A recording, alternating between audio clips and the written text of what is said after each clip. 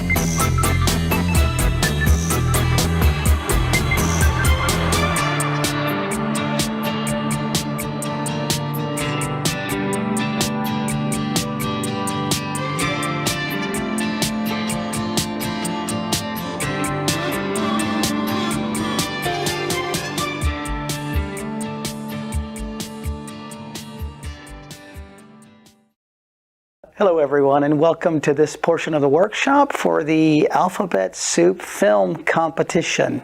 My name is Joe Chapa, and with me is my student Ephraim, who's going. Notice I skipped his last name because I totally will butcher it. But could you tell us your last name, please, sir? Ephraim Perez. Oh, thank you. And again, today I'm here to talk to you about how to work with actors on film. So there's a lot of things we're going to touch on. Ephraim here is going to perform a scene, and then I'm going to work with him, give him some adjustments. But I do want to talk about a couple of things before you actually work with the actors.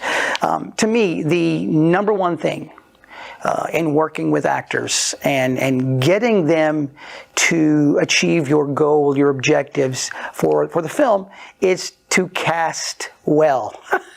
and that seems like just a very easy thing to do, but a lot of times it's not. So cast well is probably the first thing.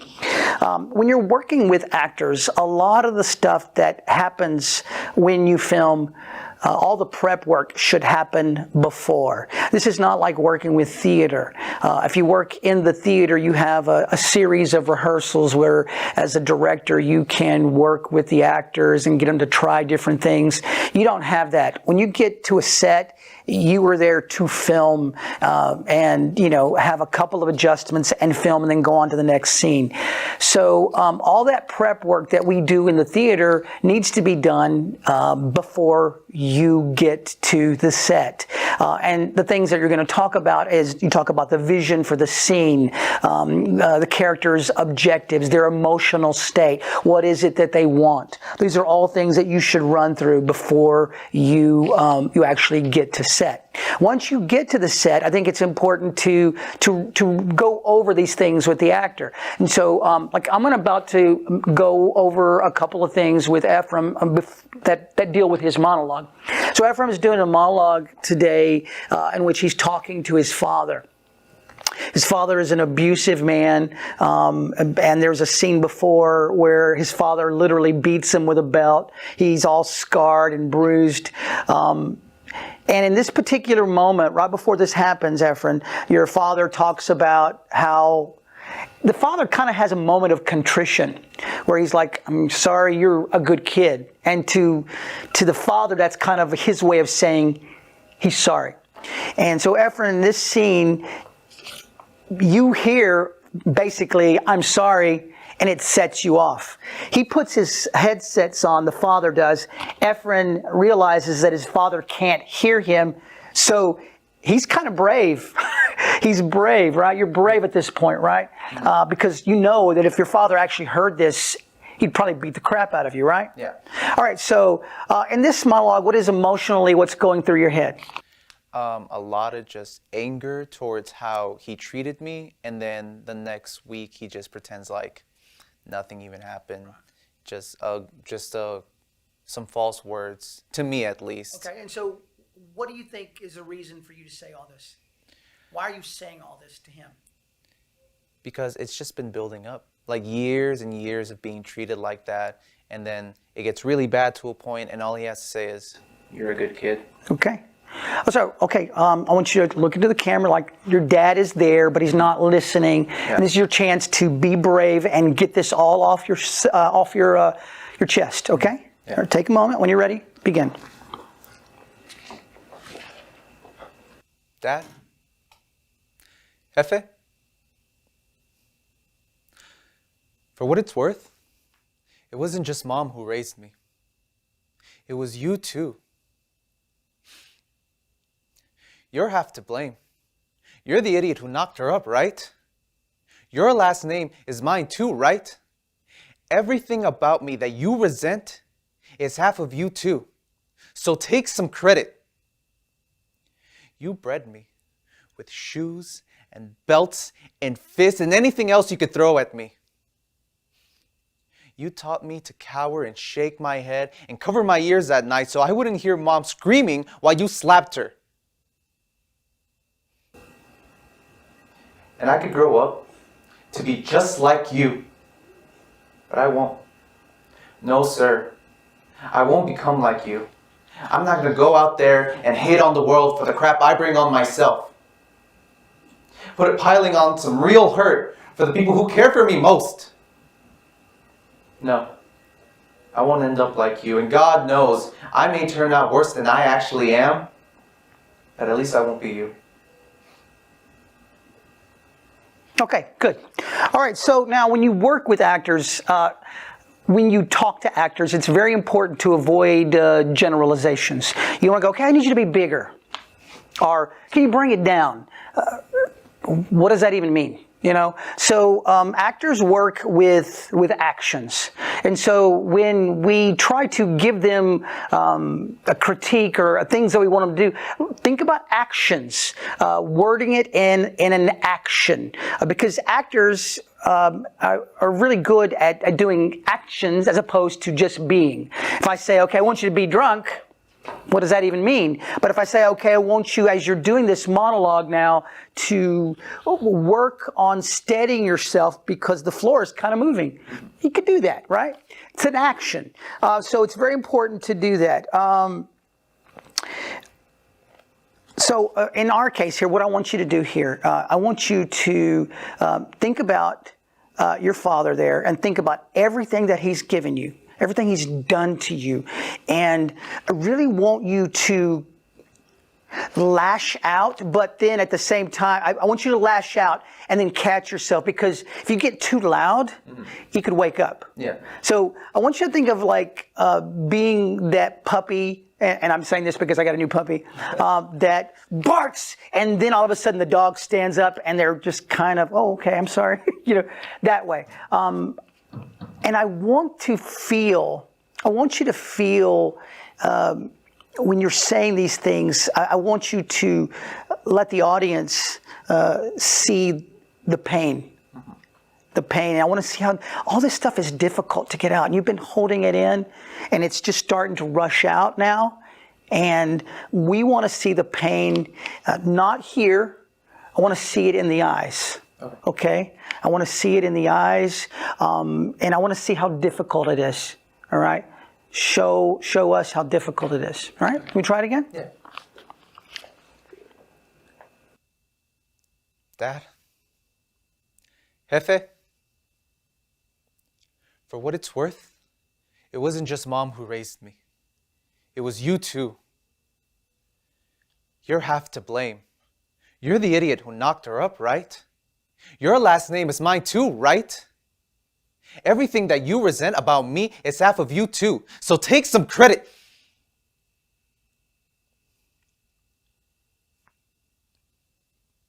You bred me with belts and shoes and fists and whatever else you could throw at me.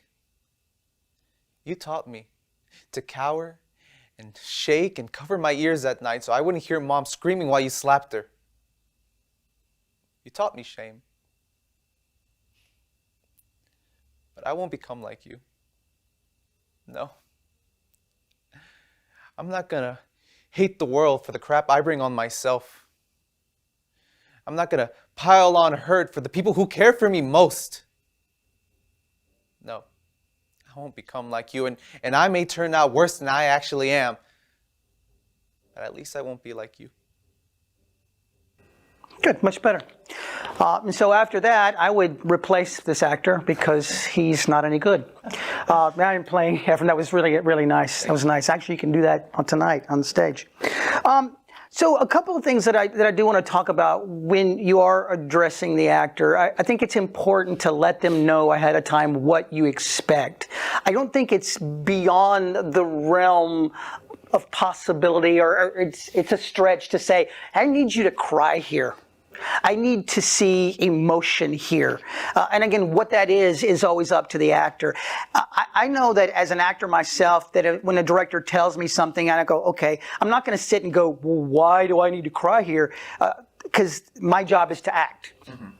My job is to act. And so that's a problem for me as an actor that I have to work out in the context of the script. So I think it's important to let them know ahead of time what you expect of the scene. And so a lot of that comes in prep work and the prelims, preliminary work right before you start shooting.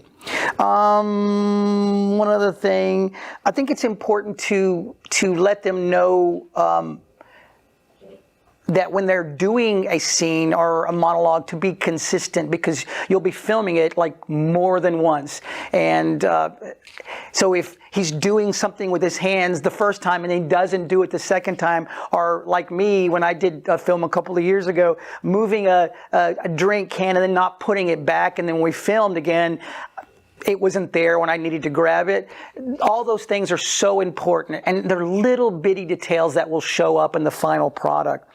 I think the last thing, one of the tools that I use a lot for working with actors is I tell them to slow down, speed up, lower their voice, raise their voice. Those are things that I use constantly. Something in film that's a lot different than in theater. In theater, we're taught to project. And so if you use theater people, they're going to be loud. They're going to blow away your mics. And that's something that you just need to tell them they don't have to scream. You don't have to project. Okay, because the mic is literally right here. So those are things that I would always share with them. Sometimes just if they're not giving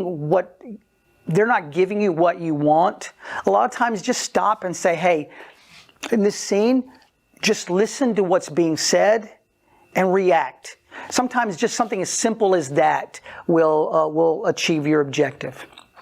And if I had one bit of advice to give all you competitors, you filmmakers, take an acting class. Take an acting class. Know Because, I mean, getting up here and reading lines, in front of a camera, it seems easy, but it's not. It's really not. So take an acting class. It'll help you. It'll help your directing immensely. And that's a wrap on this segment of the workshop series in preparation for the Alphabet Soup Film Competition. My name is Joe Champa, and this is Efren Perez again. Everybody, go out there, have fun, good luck. Do well, make art.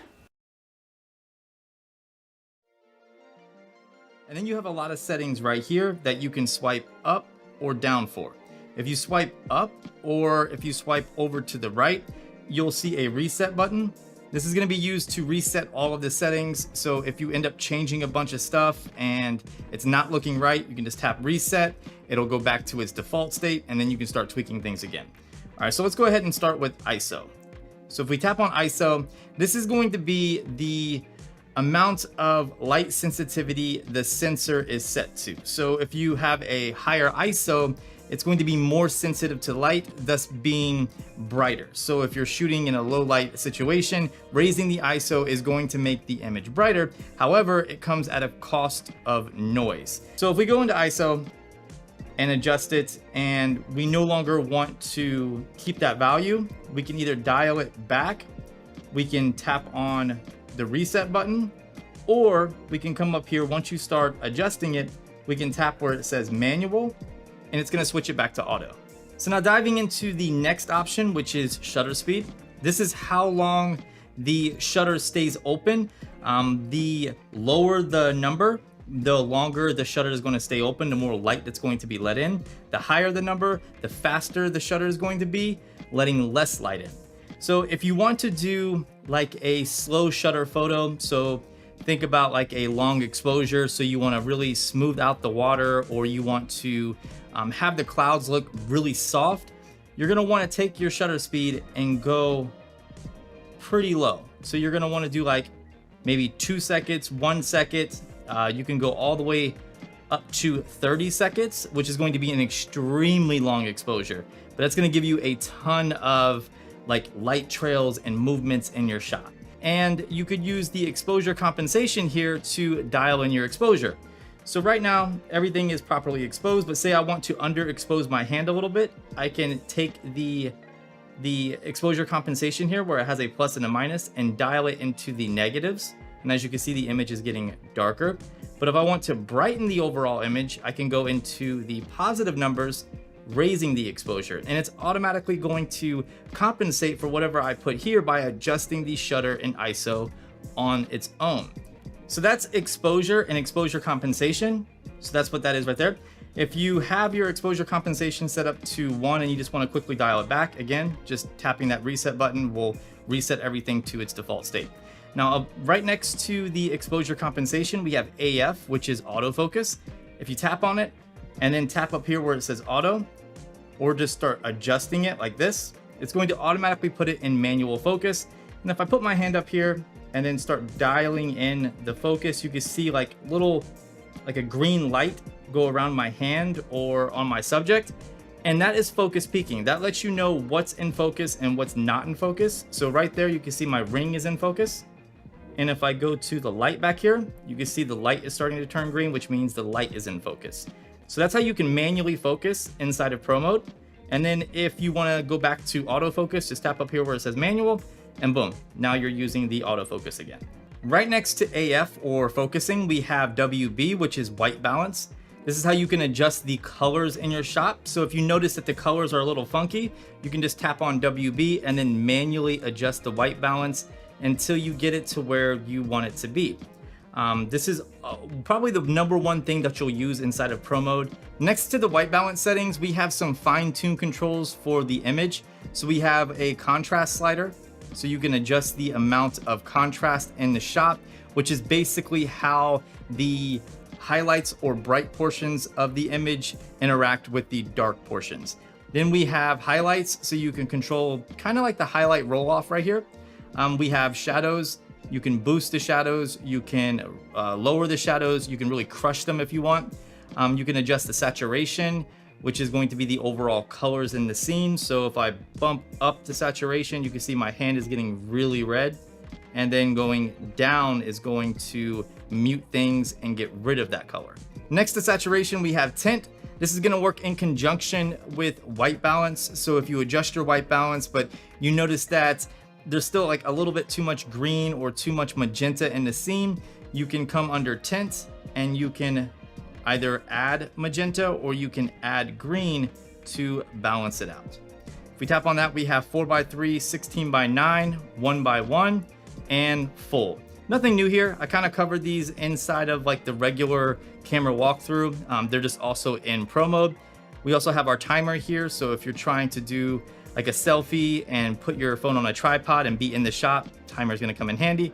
And then of course we have our flash. Diving into the settings, you're going to see a lot of grayed out stuff in here, like scene optimizer, shot suggestions, QR codes, swiping the shutter button, use wide angle for group selfies. All of this stuff is grayed out because you cannot use it inside of pro mode. There's nothing that you can do about it. You just cannot use a lot of this stuff inside of pro mode because pro mode is meant for exactly what it states. It's meant for like professional manual control over your camera, and it's eliminating anything that has to do with AI processing or smart features. The first app that we want to show you today is something which sounds familiar, but this is called AirDroid. AirDroid is a popular and fast way to transfer files from Android to PC. It helps you connect your PC over a Wi-Fi network, and you can use it as a medium to transfer your files over to a PC. Firstly, you'll want to download that AirDroid app on your phone from the Google Play Store. Now, all you'll need to do is connect your PC to your app through the available devices. Finally, select the data to transfer and use this as a fast way to transfer files from your Android over to a PC. The next app on the list is an app called Theme, and this is one of the fastest ways to transfer your files from an Android over to a PC. You can use this app to transfer data in no time at all, and this is exactly how you would do it. Firstly, you need to download Theme on your phone and on your computer. On your phone, enable tethering from a hotspot from inside your settings. And now transfer the files through Wi-Fi directly and choose your PC as the destination, and it is as easy as that. Your files can now be transferred from your Android to your PC. Now, the next app on our list is something that you'll be familiar with. This is called Google Drive, and Google Drive is one of my favorite apps to transfer files to any device. So not just from Android to PC, but from iPhone to Windows, from Mac to Android. You can do it all with Google Drive. So let me show you exactly what you would need to do. Firstly, download Google Drive on your phone, and you already might have this because most phones already have this app pre-installed. Now, go to the file transfer and share it on Google Drive. The next thing is to go to your PC and open Google Drive in the browser, or you can download the desktop app. Next is just to open it and access your data, and you can also manually download files from Google Drive itself. The next app on the list to help you transfer your data is an app called Dropbox, and this is quite similar to Google Drive. It's a cloud-based drive option that allows you to share files between different devices. So again, let me show you how you can do this because this is really simple. You'll need to go to your phone and download Dropbox from the Play Store and then create an account and sign in. Now, all you need to do is share files to Dropbox, and it is as simple as you can see on the screen. Once those files have been uploaded to Dropbox, on your PC, download Dropbox and sign in with the same account. Finally, all you need to do here is download your files to your PC, and that data has been transferred across. Hopefully those 4 options have helped you move your data over from your Android over to your PC, but there is still another option for us to show you. It is the quickest, it's the fastest, and it is the easiest way to transfer that data from an Android to a PC. And you may have heard of it before, but if not, it is called Mobile Trans. It's designed to help you transfer data between various types of devices, and not just that, but like I said, it is really easy to use and you don't need any technical knowledge to use it. You can also pick the files that you want to transfer over between devices. Mobile Trans allows you to transfer chats on WhatsApp and other apps as well. And you can use this tool to transfer data between phones when you purchase a new one, and it is just that simple. So let me show you the really easy steps on how you would use Mobile Trans to transfer the data. Firstly, download the app on your computer and then connect your phone to that computer. The app will detect your phone, after which you can select to export to computer. In this step, you can select different types of files that you want to transfer to your PC from your phone. For example, contacts, images, videos, etc. All you need to do is select these and then click start. After you've completed that step, your data will start transferring, and you just need to keep your phone connected to the PC to avoid breaking that connection and stopping the transfer between devices. And there you go, it is that simple. So we have given you 5 really good ways to transfer data from an Android phone over to a PC, and we believe that these are the easiest, the fastest, and the most simplistic ways to move that data without any fuss. But if you want something with a few more options, then in my opinion, Mobile Trans is the best software to go for, so you can back up your WhatsApp chats and move data between devices from an Android phone, and even move that data to an iPhone. If this video helped you out in any way, then why not subscribe to the channel, and of course give it a like as well.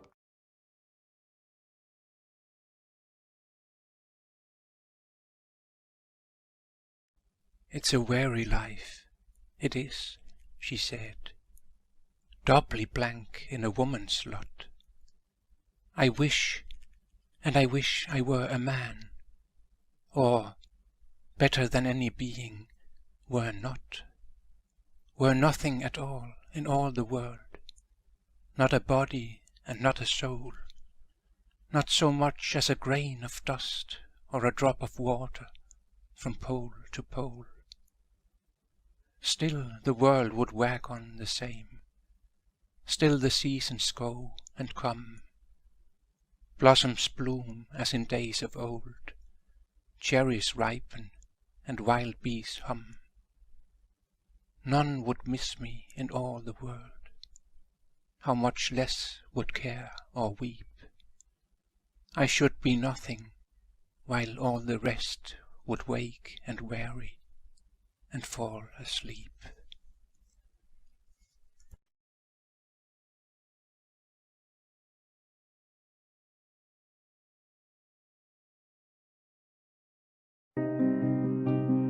What do you see when you look at me? Are you judging me based on what's on the outside? The color of my skin? Where I'm from? The clothes I wear? Or who I love? What do you see when you look at me?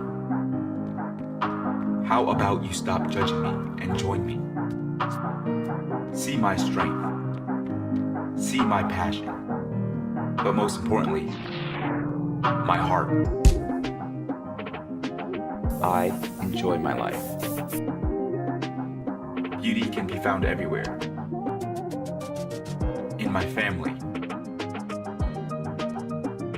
In my friends. In the music that touches my soul. I live my life how I want, and I keep moving forward.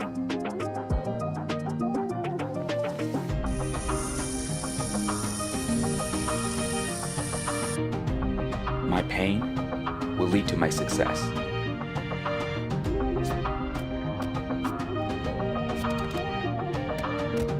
Because I am unapologetically me.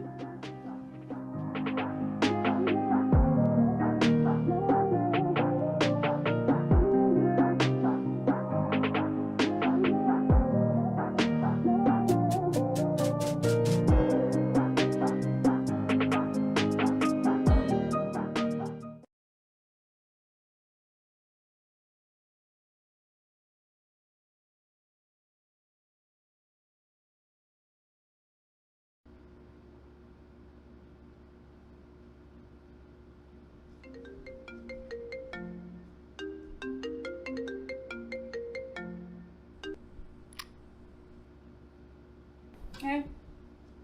How did it go? I didn't tell them. Drea. I know. Just be patient with me, please. I just think it's better if I tell them in person.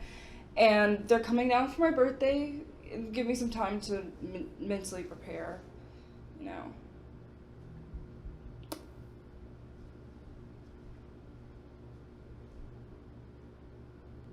Is that okay?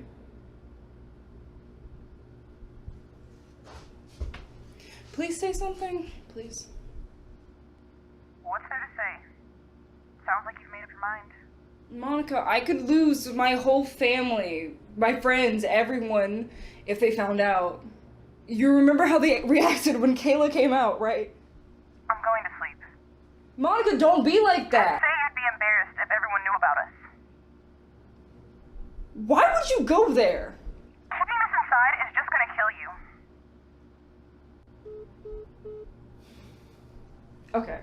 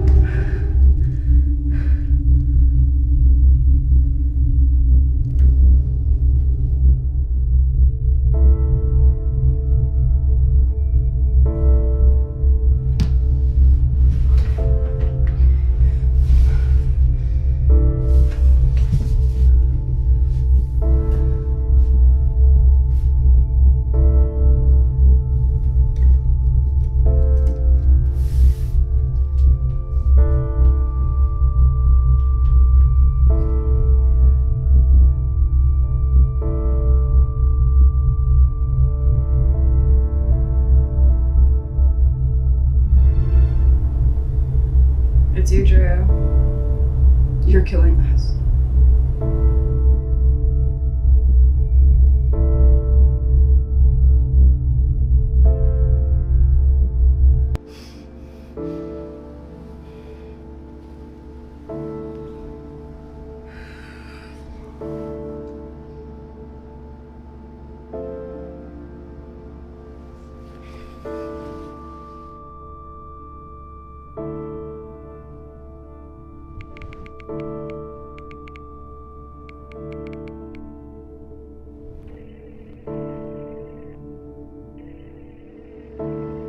Hello? Hey, Mo. Baby, it's late. Are you okay? Oh, yeah, I just had to tell you something.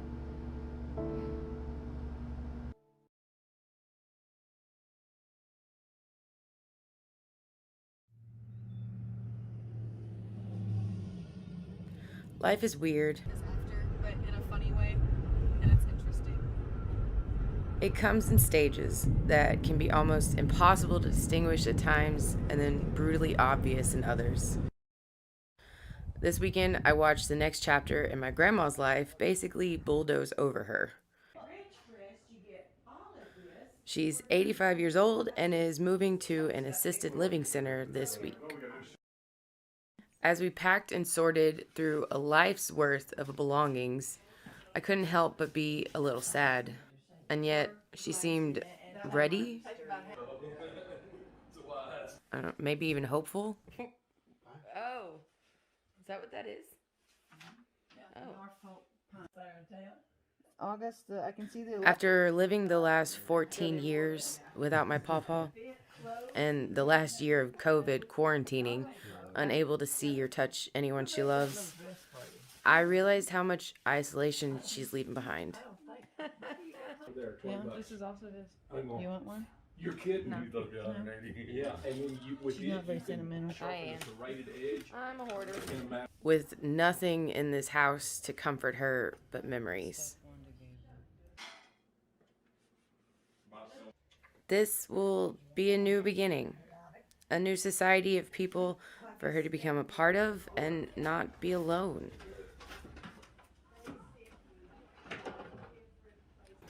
While still getting to bring her history with her. You're good. Still fill up, and I leave, and I get up there by the empty solution. I leave here now with less than a half a tank, and I wait till I get to. You need iron board? Yeah. If you don't need one. What is it? It's Pawpaw? two pawpaw from Costello. Oh. I don't know. Is it open? No.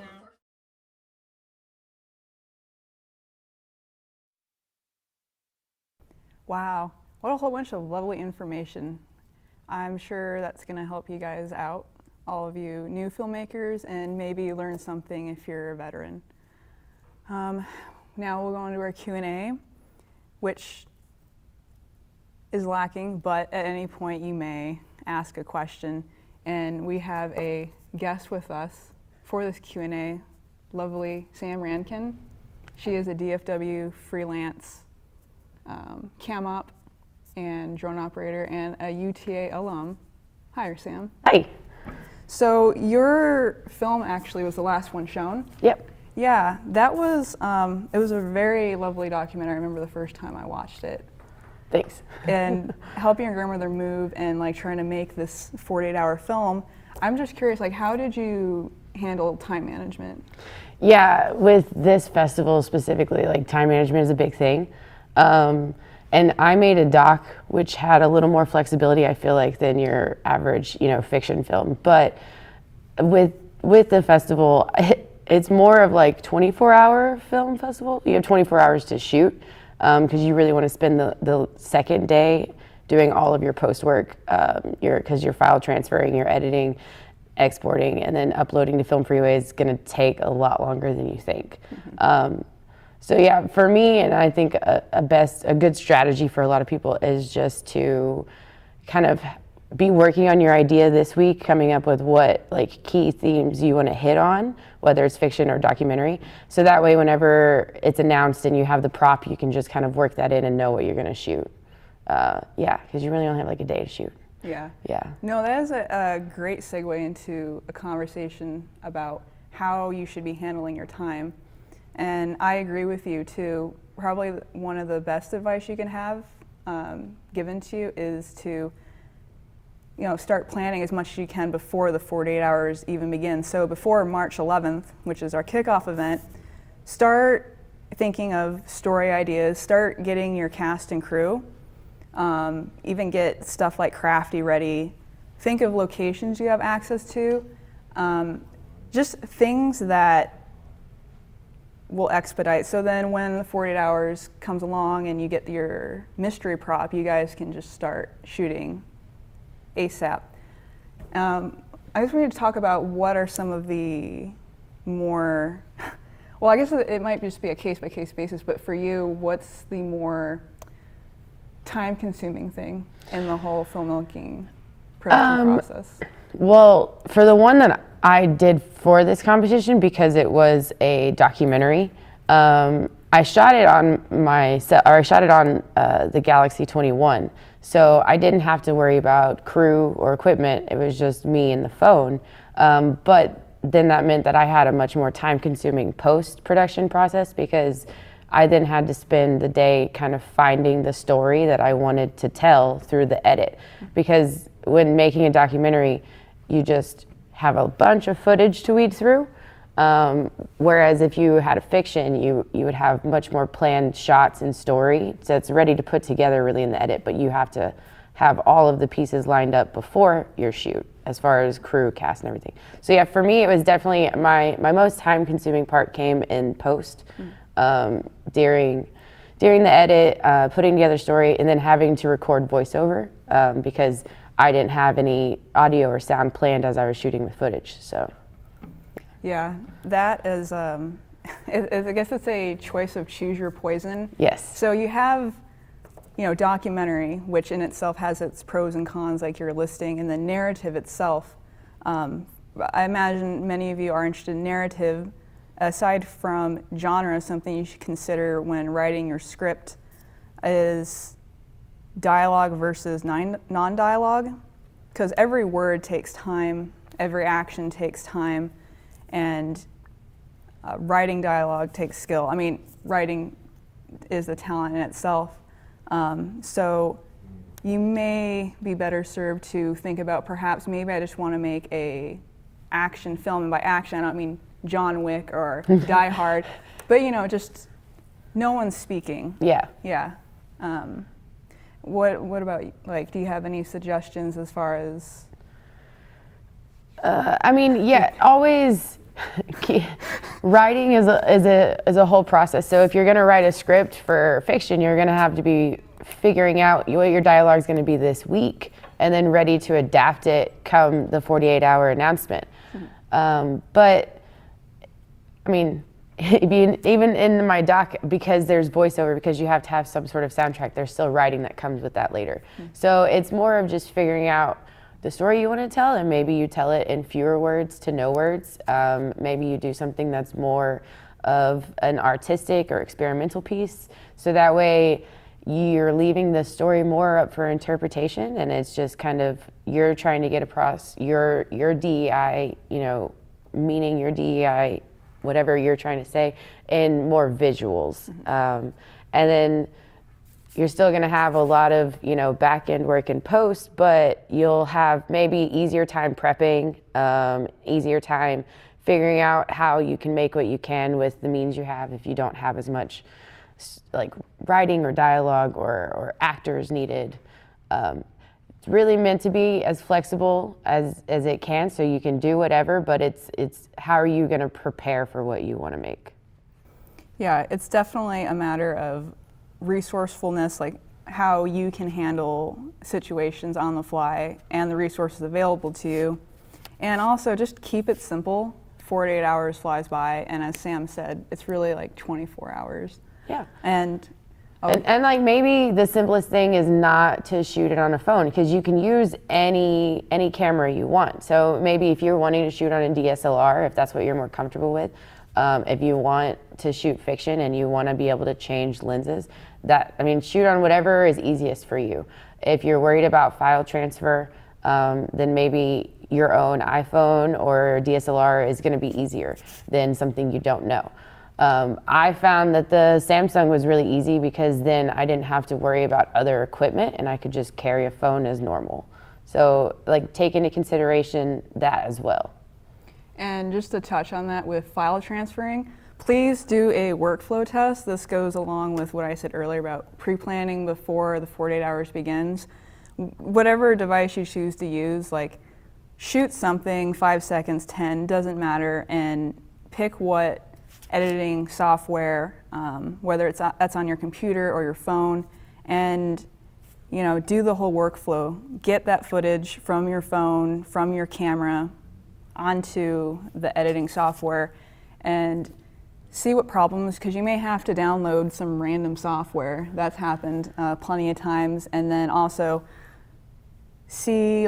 go through the process of exporting, which is, once you've finished making your film, getting it exported so you can upload it, because problems can happen a lot. I don't know if you've ever had exporting issues. Yeah, and I mean, you'll bump into just little, mishaps along the way. I know I had to do a lot of YouTubing and figuring out whenever I was doing my file transfer, just from if you're recording on a phone, if you're recording in 1080p, or if you're recording in 4K, having the right data format and codecs whenever you're going from phone to maybe Premiere or Final Cut or DaVinci, that can get really confusing because it's not going to look like how, if you've shot on a DSLR, it won't look like how it does on your Panasonic or your Canon or whatever you shoot on.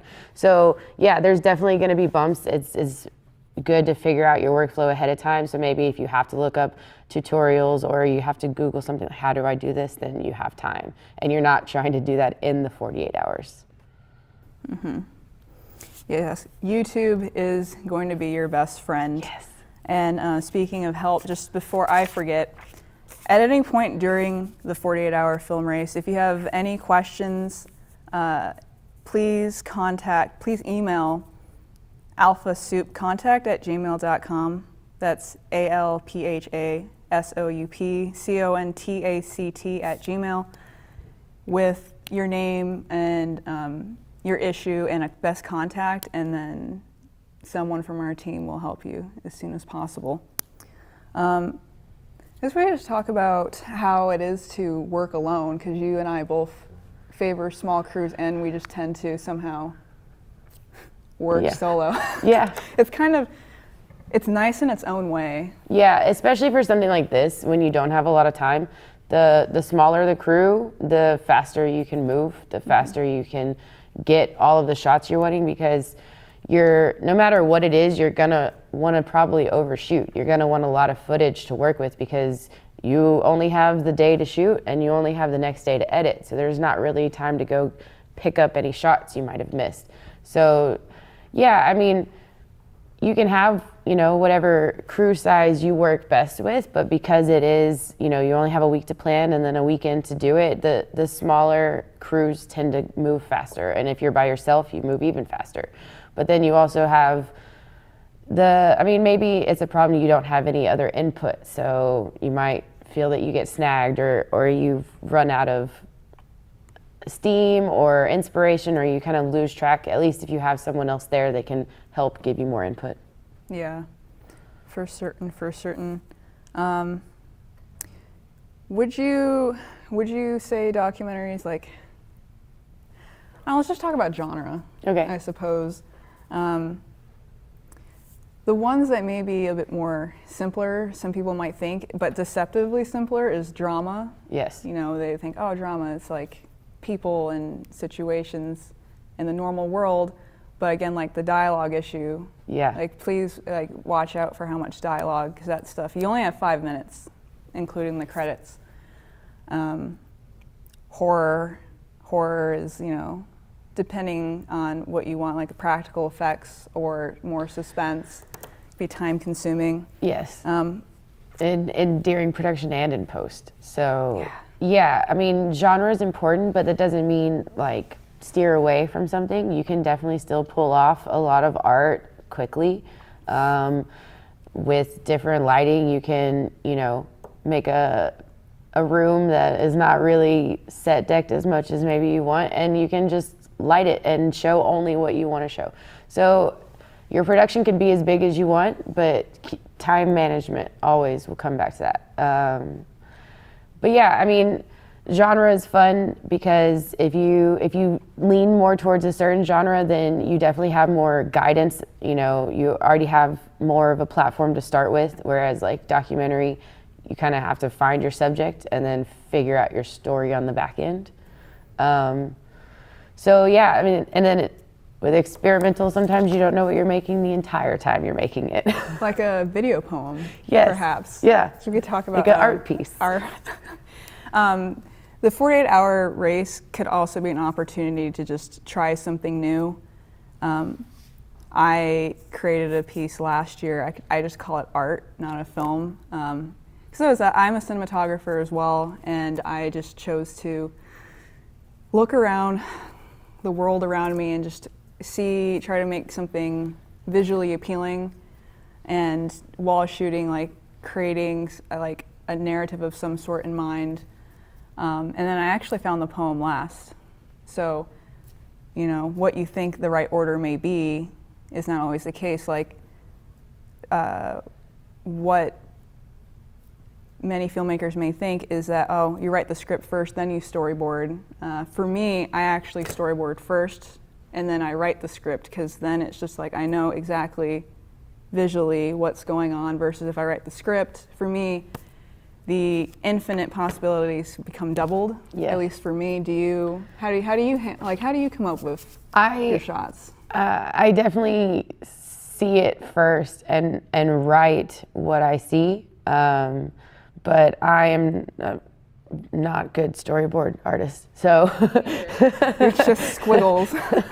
So I tend to, I mean, I'll script and then but as I'm scripting, I see the shots in my head, so the visuals definitely come first. And I know for a lot of people the words come first. So definitely maybe figure out which person you are, and that'll kind of help direct where you should go for this weekend. If you can write now and you have dialogue now, then write your story. If you can't, and the writing and sitting down and trying to like force it is intimidating, just think of what visuals you want to watch, and then how you can shape it to fit your DEI theme. Diversity and equity inclusion is different for everyone, and you can pretty much form it to whatever you're needing to say.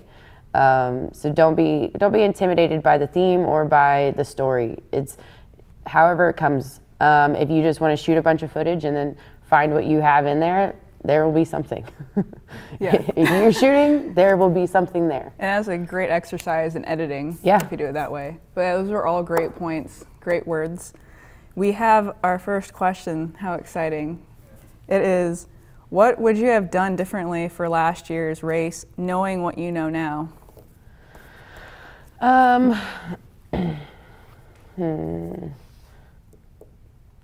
a good one. That is a good one. I think I probably would have thought about audio a little more, because I did voiceover for my own, but as far as any sort of backtrack, I didn't have audio. So I just went ahead and used camera sound, and then I had to really work on my mix then of what was too distracting and what wasn't. So I maybe would have spent the week not only figuring out what story I wanted to tell and timing, but also figuring out if I wanted music or if I wanted a soundtrack at all, and then finding that music or finding options for that music that I could go through real fast. So yeah, I would have thought about audio more.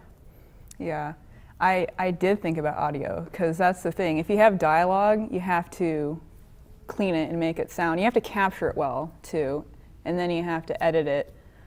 So for my film, I was just like, no dialogue, music the whole time, a poem, perfect. So did you have the music before you shot? No, I didn't have the music and I didn't have the poem. I just knew that was like my goal. Yeah. And if I was having problems, I would deal with it as it came along. Okay, so you game plan still what your soundtrack, what your audio was going to be. Yeah. Okay. I'm very much I try to plan as much as possible beforehand, but then I also am always planning as I'm going. Yeah. Yeah, you can relate. Yeah, you plan and adapt. Yes, it's the filmmaking life. Yes. What I would do differently, plan it in any way. Well, I mean by that, because like I said, I chose to do the really creative route, kind of like in the moment, which wasn't this isn't what I normally do, like I'm a planner. I was also on vacation with my family before they moved, so not a whole lot of time. But yeah, I would have at least storyboarded and made life easier, for sure. I think we both had to adapt on the whole, not only is it time management, but you're only given the weekend you're given. So Sierra was on vacation, her weekend. My weekend, we were moving my grandma. Like, no matter what, that day, we were packing up my grandmother and moving her. So also, maybe just knowing what you're gonna be doing next weekend will help you prep this whole week of what story you're gonna try to make. Because sometimes you just don't have any control of that. Yeah. And we're case studies. We both shot on our own. We both had different genres and approaches to it, and we still made a film in 48 hours. So you don't need a team. Teams are helpful. Friends are great. They make things go by quicker, but you can also do this alone. You're all very capable. I believe in every one of you. And our other question is, was there a distinct moment in y'all's life where the message of DEI resonated with you? Yeah, it's funny. I think whenever you start thinking of the words diversity, equity, inclusion, like, you probably wouldn't think about making a documentary about your grandmother.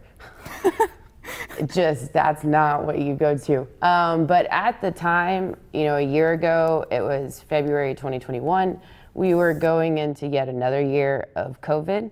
And my grandmother, because of the first year of COVID, had been isolated from everyone. No one really saw her for that whole year because, no one wants to pass anything. And so her isolation really drew my attention to the fact that a lot of the older community, just, senior citizens, a lot of our generations that came before us, they get forgotten about in the end, in their last chapter by a lot of people, by society. And it was very apparent whenever it was just very hard to get anyone into old folks' homes, into assisted living, into retirement homes. And once they got in, you couldn't go visit them, you couldn't see them. And so there was a lot of just isolation. And so I felt that that was a community that wasn't talked about a lot as far as inclusion or diversity. And it is a community that exists in every population, every country. You just have an older generation that needs to be remembered and included and still felt that they are there and society recognizes them. So definitely during COVID, just because of the old folks' homes being cut off from everyone is when it kind of highlighted that for me. This year, it would be totally different. Whatever my story that I'm going to be thinking of is not going to be that. But diversity, equity, inclusion, they'll hit you at different times, and the idea will come to you, and maybe it'll be super, super strong. And then other times, maybe you have to sit down and think about, what does it mean to me? Has that experience throughout COVID affected or kind of altered the course of how you are as a filmmaker, your stories then? Or how has it changed, I guess? Yes, whenever we were all shut down, you kind of start to figure out how you do things on your own, but then maybe you start to figure out what your voice is, and whenever you go back and start collabing with other people again, how to not lose your voice or your point of view. And that everyone has a point of view from, diversity, equity, inclusion. Everyone has a story that's a part of that. There's no one that is not included in that. Yeah. Our perhaps last question will be, which filmmaker, director do you think is making great strides in the industry in terms of DEI? Ooh, that's a good one. Yeah.